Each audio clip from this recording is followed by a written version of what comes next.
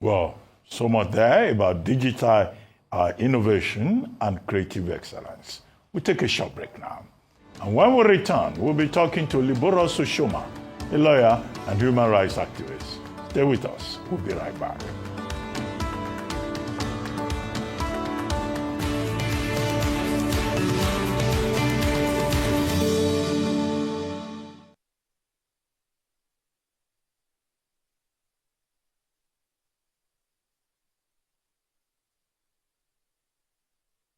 Fidelity Gets Alerts in Millions promo is back and better.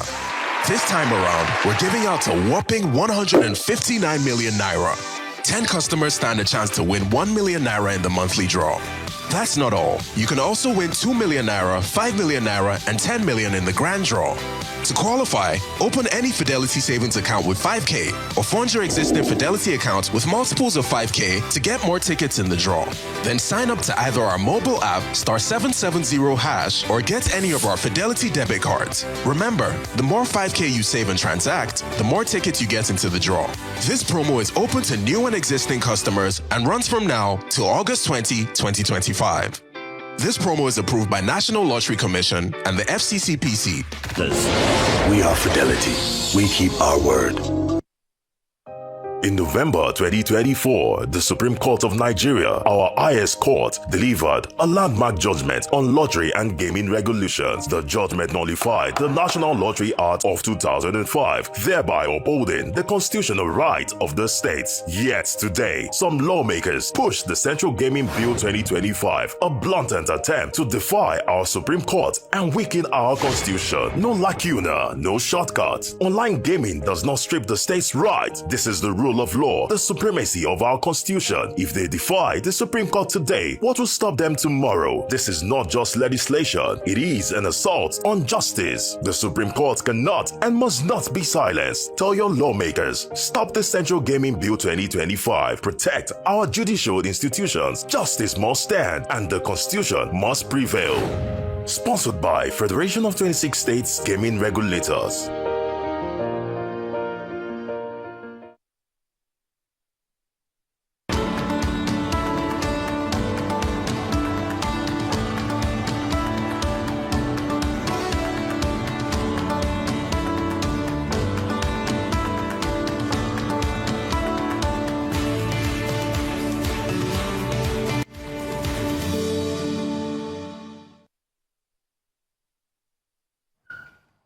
Welcome back to the morning show here on Arise News. The affirmation of Monday Okpewolo as the duly elected governor of Edo State by the State Election Petition Tribunal sitting in Abuja, the Federal Capital Territory, has been welcomed by mixed feelings as some politicians have expressed divergent opinions on the judgment. It will be recalled that the three-man panel headed by Justice Wilfred Pochi on Wednesday in his judgment validated the electoral victory of Governor Monday Okpewolo, a candidate of the All Progressives Congress, APC, in the September 21, 2024 governorship election in the state.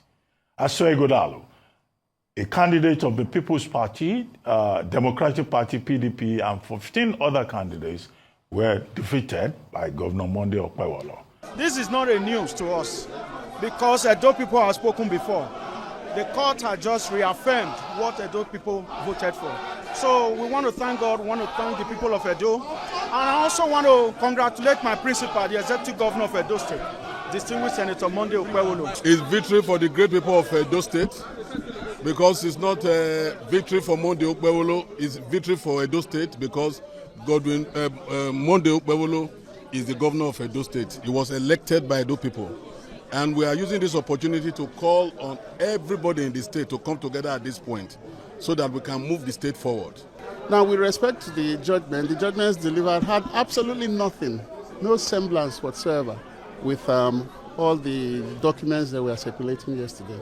So it is really kudos to the judiciary, number one, and then especially congratulations to the learned judges of the tribunal. There are 3 stages of the process. This is only the first stage, but we are quite happy on behalf of our client, the governor, that at least we have emerged victorious at this stage. The tribunal dismissed our case. That's the summary of everything. But we are very hopeful that some issues that we raised and we canvassed, we'll frame them up and we'll appeal.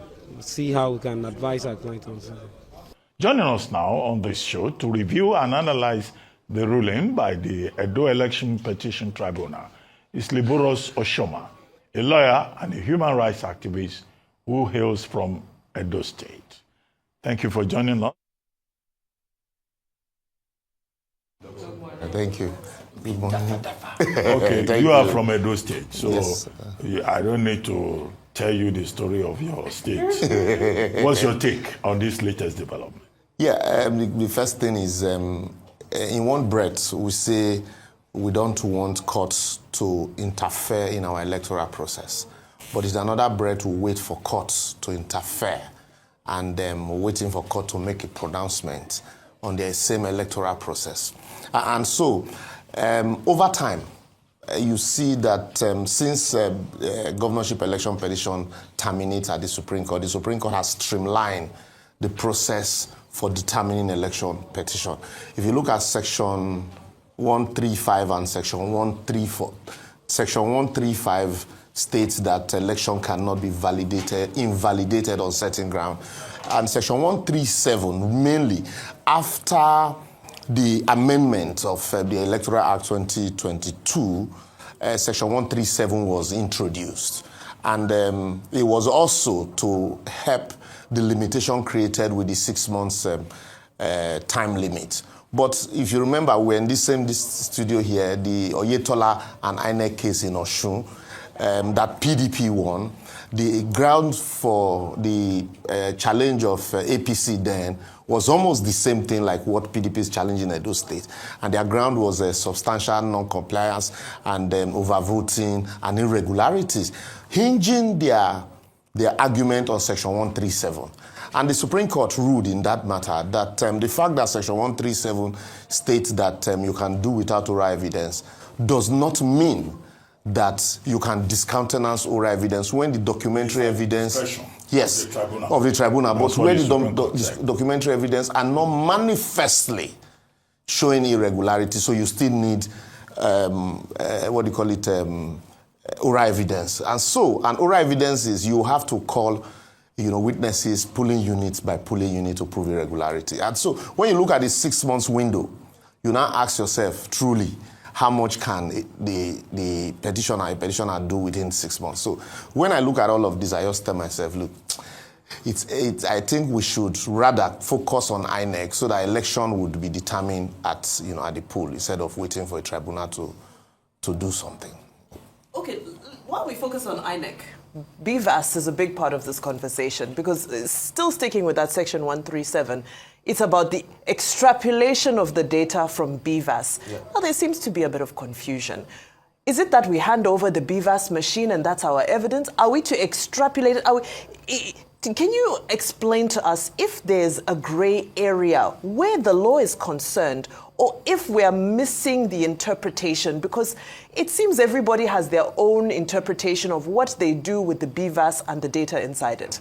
Yeah, this same argument came up in the Oshu tribunal matter. You remember Matthias, Meribey, and I were on this same, studio. And before then, my argument was that once the information from the BVAS are extracted, and that it was enough. But the Supreme Court, in its wisdom, heard otherwise and said no. That and that was Matthias' position then also, that the BVAS, once there's a conflict as to the documentary evidence presented, and then you have to resort to the primary source of evidence, which is the BVAS now. You have to examine the BVAS. And if you remember, the last time a court nullifies election in Nigeria on grounds of irregularity was when, before the 60 days window, when we had, 3 years and 2 years, 1 year plus to determine election petition. In the case of Peter Obi, they called almost 300 witnesses to be able to prove irregularity. In Oshomole's case also, and for Peter Obi, it took them almost 3 years. For Oshomole's case, it took them 1 year plus.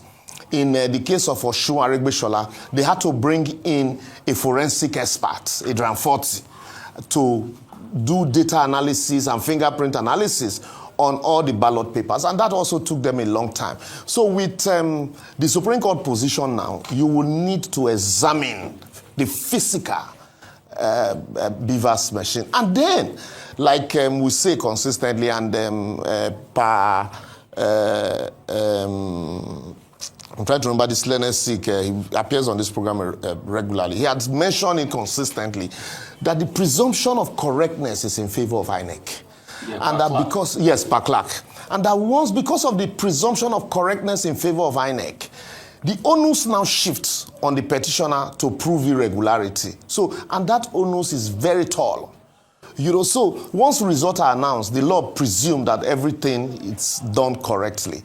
And in some cases, just like the case of in Oshoma, the documents presented by INEC to APC were in conflict with the documents eventually presented by INEC in court. And the APC held tenaciously to those documents that once those documents were received by INEC, and that was all that they spoke, you know, to the outcome of the election. But eventually, the courts ruled that because INEC, as at the time INEC presented those documents to them, INEC had not reconciled documents from their back end. And so after reconciliation, certainly there will be variation. So, and also hinging the judgment on the presumption of correctness in favor of INEC. And so, except we further amend Section 137, there's no way you're going to see, you know, a tribunal upturn judgment at the... A couple of points I want to ask. In the Imo case, it was a police officer that was not even present that was called as a witness and that ratified a level of irregularity. Correct me if I'm wrong, please. Yeah. In this Edo case, they said, oh, eyewitness is based on hearsay. Yes, yes. But in Imo, that same police officer, they accepted. Can you please explain that part? I was at the tribunal in Imo. And secondly, this one now that they say you have to walk the BVAS machine, does it not even complicate the case? Because if you are suing INEC and the party that won, and INEC is the custodian of the BVAS machine, is it not a joke we are pulling? Because see, in other climes of the world, in America, for instance, the company that gives them the electoral machine are independent party company, third-party companies. And that's why when the likes of them, Tucker Carlson, was saying voter fraud in America, it was that independent company, not the American Electoral College. It was that independent company that took Dominion, if my memory serves me right, that took Fox News to court and indicted Fox News. So they said they wanted to settle before the case came up in court, and they paid over $700 million for spreading fake news against that independent company. Shouldn't we have the same in Nigeria for the sake of integrity? Because in an election where INEC is the one coordinating the BVAS, and you now say I should bring that BVAS to work, and I'm in court against INEC. Rufai, let me take from the last question, the last analysis. You remember when APC were in opposition, this position was their argument that the presumption of correctness in favor of INEC is too bogus, and that there's need to shift that burden of regularity and then allow INEC, once there's elections are questioned, that INEC, the onus now rests on INEC to prove that they walked the talk. But Electoral Act has been amended and the presumption is still there. And then on the case of Imo, I was at that tribunal because I was shuttling between, I had matters at the Election Petition Tribunal in Abia, in Akwa Ibom and Imo. And so, in that case, after every election, copies of results are handed over to the police who participated in the election. And so the judgment of the tribunal was that the policeman who participated in the election and results that were handed to them, the policeman was a competent witness to tender those documents. But in this case, if you were a collation officer, as a collation officer, and you had discrepancies, you are alleging discrepancies that happened at the polling unit, it is the competent witness to testify to what happened at the polling unit is your polling unit agent and not your collation officer. And what usually happens when we do cases for INEC, and if all your witnesses are polling unit agents, I don't even bother to cross-examine. Because the only question I will ask you, on the day of this election, this alleged irregularity, were you at that polling unit? You say no, but my polling unit agents were reporting to us. It becomes hearsay. You see, that's why, you see, this burden of correctness. You see, that's why going to court definitely is a sham, as far as I'm concerned. Because how can you say, I am in court, it's PDP versus APC and INEC. You want those that will testify to be polling agents that INEC put in place. No, not polling agents of the political parties. Polling, what's it called? Is those that oversaw the election then? No, you know, every political party have their polling agents at the poll. Yeah. So if a political party is questioning the outcome of a result, it is the polling agent of that political party who saw what happened at the poll that is the competent witness to testify for the party, and not the collation officer. For example, not the collation officer. Not the collation officer. It is the polling, because it is hearsay, it is direct evidence. No, but isn't it their polling agent that they said is hearsay? No, when you bring a collation agent, there are collation agents. There are agents at the collation center. And then there are agents also at the polling unit. And most times what happens, because some of these agents are not your party members, you just hire them. Some of them might even as abscond on the day of election. Some of them can work for 2-3 political parties. You know, so on the day of election, it may be after the election, some of them are nowhere to be found. And so you now begin to fish for people. And in most cases, sorry, Doc. In most cases, the people you find are your collation agents who were members of your party. So when you present those agents, the question we usually ask is, were you present? And he says, no, I just got information from, I was a supervisor and I got information. So that means you were not directly involved in this allegation that you are complaining about. So it becomes hearsay. Okay, Liborous. That's very simple. Let's go back to section 137 of the Electoral Act 2022, which says, you know, to alleviate the burden on petitioners, you don't have to adduce oral evidence. But in Oyetola versus INEC, it was decided that would be at the discretion of the judge, which was a decision that was upheld by the Supreme Court. Now, in the Edo case, the tribunal case, are you arguing that that tribunal, you know, its decision with regard to oral evidence is in line with the position of the higher courts? Because that's the argument of Monday Ubani, SAN, in an informed opinion that he wrote on this subject, I think yesterday. And he is saying two things can possibly happen. Either we amend section 137 of the Electoral Act, or the Supreme Court reverses itself on its earlier position if the matter goes all the way to the Supreme Court. That's number one. The other issue is that the tribunal said that the witnesses were incompetent. And that's the whole thing you were saying about hearsay evidence, you know, maybe about 5 out of 19 qualified. The third point that tribunal made was that documents were dumped on them, but that documents do not speak for themselves.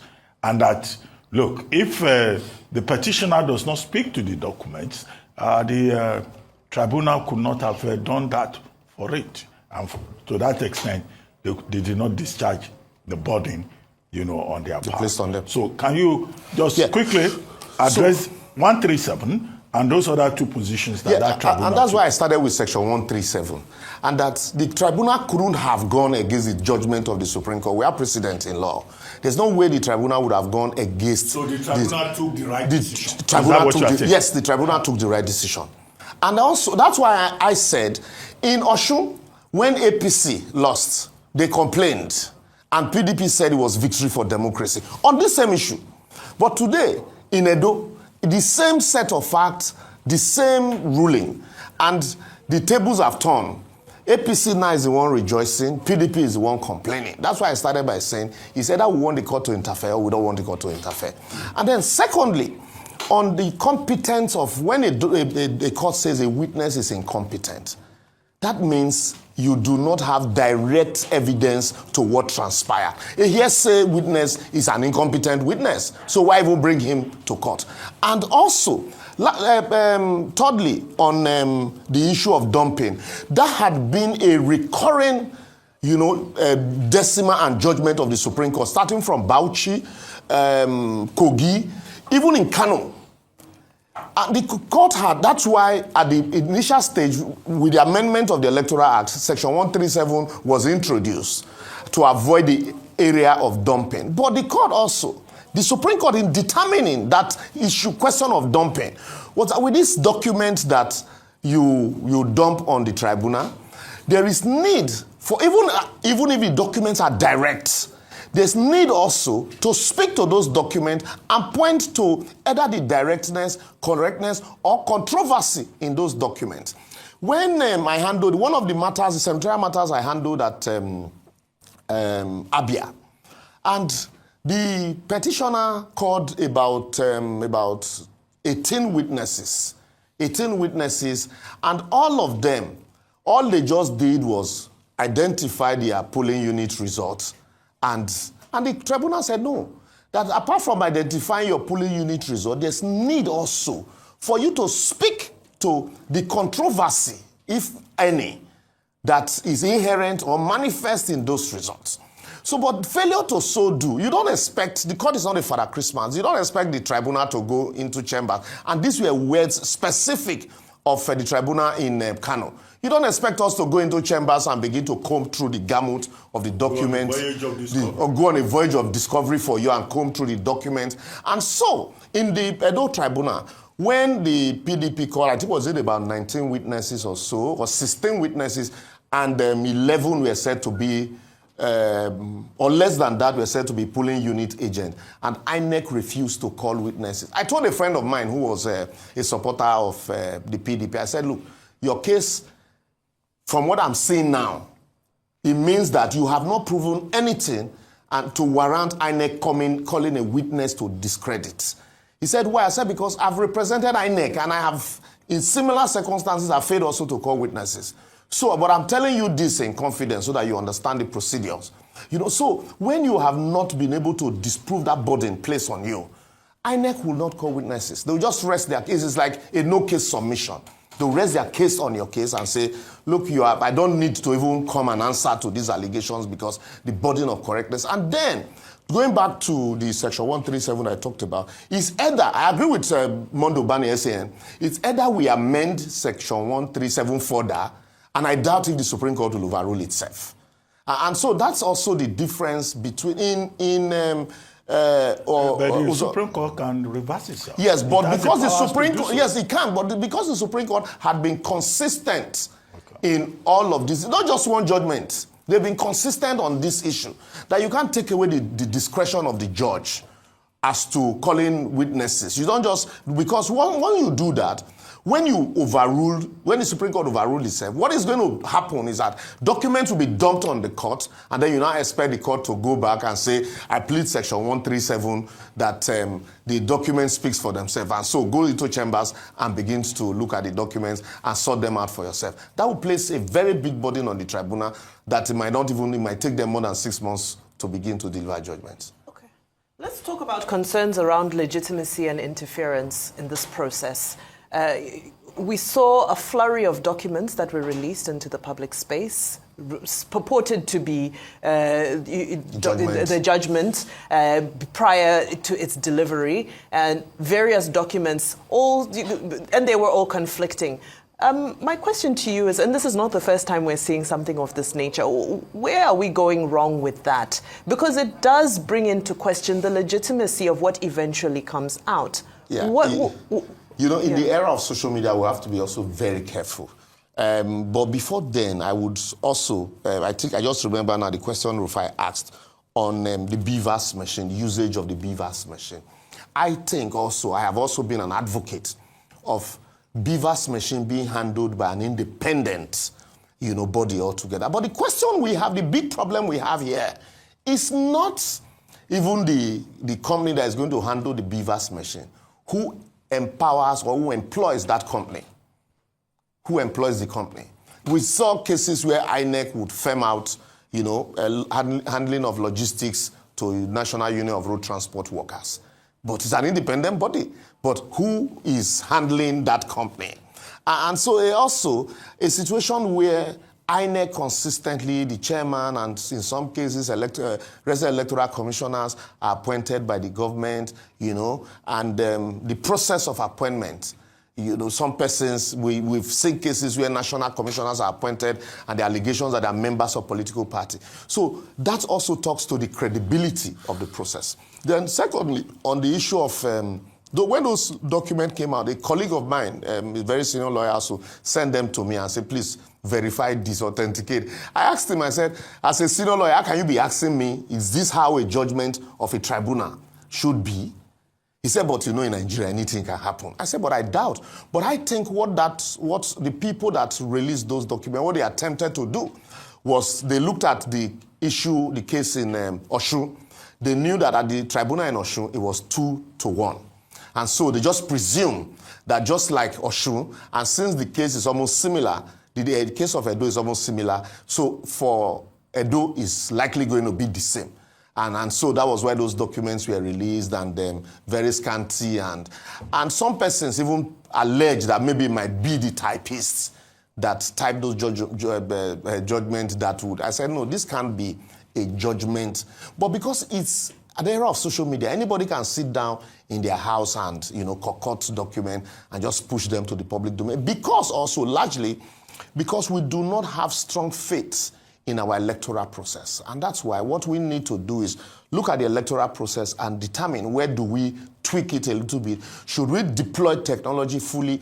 And then what is the hope and the faith that we have in those technology and who's handling those technology, for and on behalf of INEC? Once that happens, but like typical of politicians, no matter what you do in Nigeria, to some extent, there's still going to be mischief. But if the people have faith in the process, no matter how strong the mischief is, then you're certainly, the people can dismiss it. So, if the judiciary is putting this burden of proof too high, then how do they want people to believe in them as the last hope for the common man? And I'll say this why. Because, see, you're saying when you are cross-examining the witnesses, apart from showing him the result, he must be able to speak to the events surrounding that result. Yes. Recollections might differ.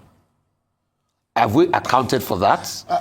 Secondly, when INEC sold this idea of a IREV or BVAS to us, what they told us, you can correct me if I'm wrong, was that after whatever happens in the polling unit goes on, all the agents of the party attest to the results. A picture is taken, it is loaded up on the server, the IREV. And that was to cure the 2019 malaise of no server. And we can all go to the server to be able to see it on that IREV. The BVAS for accreditation, unanimous acceptance of the result across all the party agents, and you load it on the IREV. Today, the Coalition Center of Transparency for Nigerians should be the IREV. But we do not have anything backing the IREV today. The IREV is not as copious as you even want it to be in the first place. You see, Rufai, we should also be very careful because those machines, we don't operate them in vacuum. If you remember in 2015, when the card readers were introduced, the argument was that the card readers should replace the voters register. And the Supreme Court says since the card reader was not even known to our law, and so there is no way you can use the card readers to replace the voters register. And so in discussing or reckoning with overvoting, you must also be able to place the number of actual voters side by side, just oppose it with the number of registered voters. And so subsequently, the law was amended to recognize card reader. And now when you talk about overvoting, it is the number of accredited voters using the BVAS machine as against the number of actual voters. And now, the Supreme Court had heard that the idea, the BVAS machine, the IREV is a viewing portal and not a collation portal.